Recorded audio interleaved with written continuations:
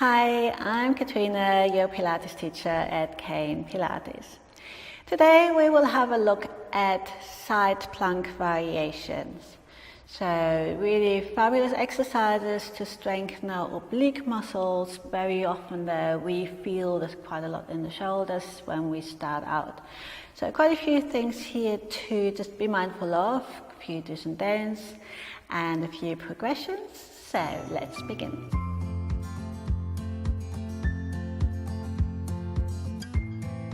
The first variation we will do is the side bend prep.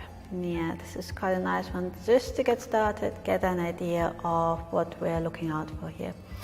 So first thing, I tend to have a cushion under my elbow. I find it more comfortable. If your elbow is fine without that support, that's fine. But the elbow wants to be right under the shoulder. Very often when we start with this, we prop ourselves up somewhere like that, like we're sort of watching telly. It's not that. So very important to have the elbow under the shoulder to give that shoulder more stability and support and keep that happy and healthy. Indeed, we really want to focus on the supporting shoulder while we do the exercise. Yeah. We then make sure the knees are stacked, the hips are stacked, the shoulders are open and the spine is long. So we're not rounding, we're not sticking the ribs out. So we're in our neutral setup as much as possible here. We then breathe in to prepare. Breathe out, keep the knees on the floor and just lift the hips up, but keep the hips stacked. Yeah, I would stretch the arm up and over. Breathe in here and breathe out to lower back down. Lifting out of the shoulder. I'm really resisting lowering back down. So that's the movement.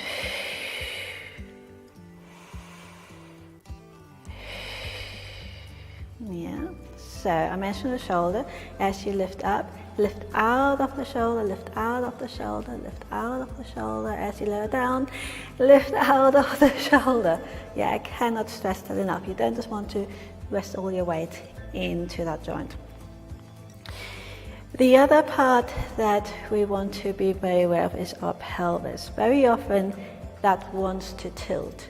So on the way up, the pelvis tends to want to push forwards. It sort of makes us feel like we're going further, we're not really. And on the way down, the pelvis wants to sort of drop back, relax back into a telly-watching position. Yeah, it's not, but I'm just saying. So there's not that release, oh, I've done one, and then we have to just restack everything, start again. Yeah. Instead, we want to keep the pelvis as stacked as possible. So really thinking you're balancing something on that side and that shouldn't fall off either way. Yeah. So you breathe in to prepare. Breathe out, draw the navel in, lift out of the shoulder, keep the pelvis stacked. Breathe into the ribs as you hear. Breathe out, lift out of the shoulder, keep the pelvis stacked and lower back down. One more like this.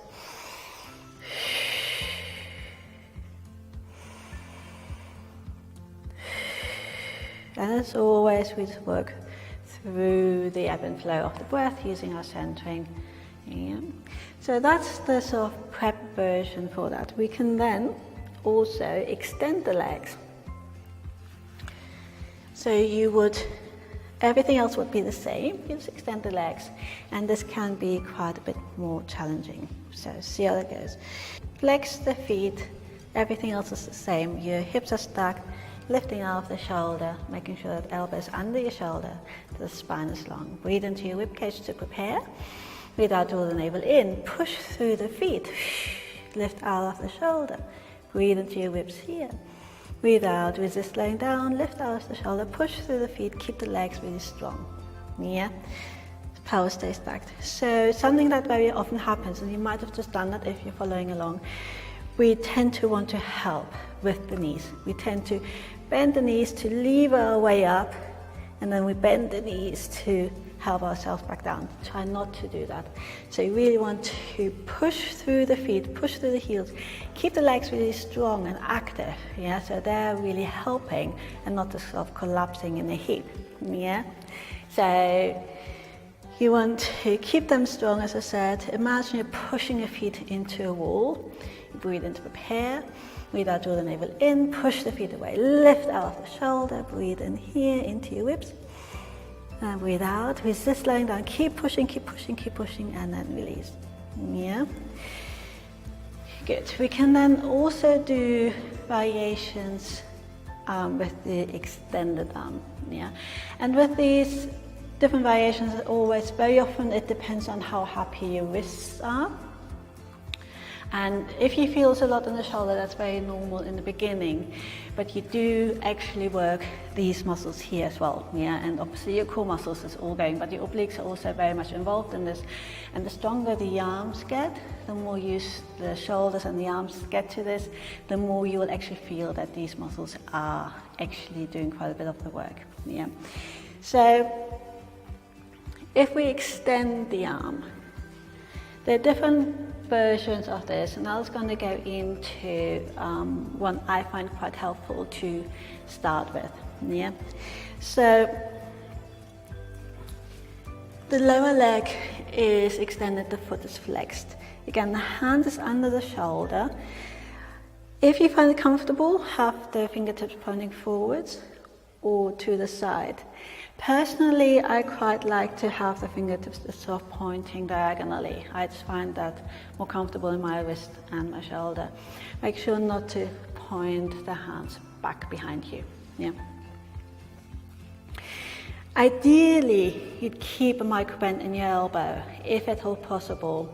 And again, you probably have more awareness around this as you get more familiar with the exercise, but just bear that in mind that we don't really want to hyperextend that elbow with all that load. Yeah.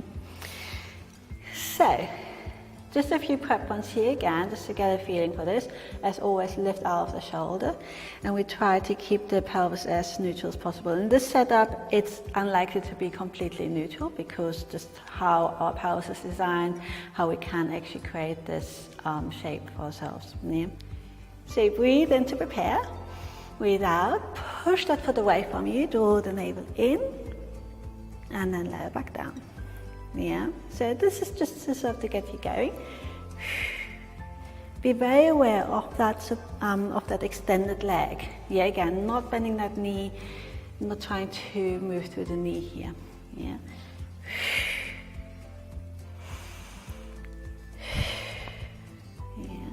And that's sort of to get used to the alignment, because once you're up here, you want to try and have the pelvis as neutral as possible, because for the next variation, we will actually extend this other leg away. You know, we will try to fold one foot onto the other. And very often, the first one is really wobbly. We're trying to figure out what's happening, and the body goes, what is going on? Yeah. And if you need to give the wrist a roll first, then that's fine, or maybe give the shoulder a bit of a roll. And you also find this is quite different from side to side. So you always want to do what you do on one side, you also want to do on the other side. And you'll probably feel that one side is much happier with this than the other. Very common. And we just want to try and over time balance that out a bit more. Good. So let's play with this. This is always quite interesting, this one. So you breathe in to prepare. Breathe out, push that foot away. Stay here. Lift out the shoulder, keep your navel drawn in, extend the top leg. Breathe in here, and then lower back up. Lower back down, breathing out. I just put those two things together. Breathe in to prepare, breathe out, lift out the shoulder, push through that heel. Draw the navel in. Good. Bend the knee again, and lower down. Good, and then of course you want to do everything on the other side as well. Yeah. So I'll just do the 4 versions we did without too much detail. But you do want to bear all those things in mind. And I know it's always a lot, you know by now that Pilates is multitasking. It is. But it's always the same things though that we're trying to coordinate. It's always the breath, the movement, the centering, and the stability. What's supporting us, the breathing pattern.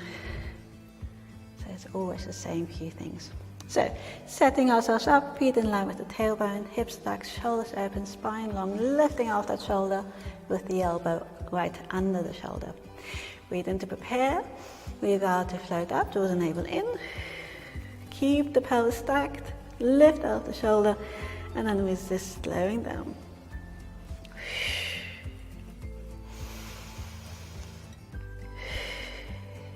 Good. Next version is to extend the legs, and let's just come a bit further up here to make a bit more space.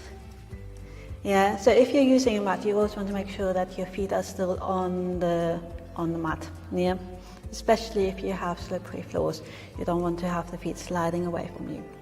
So you breathe in to prepare, breathe out, push through the feet, lift out of the shoulder. One more.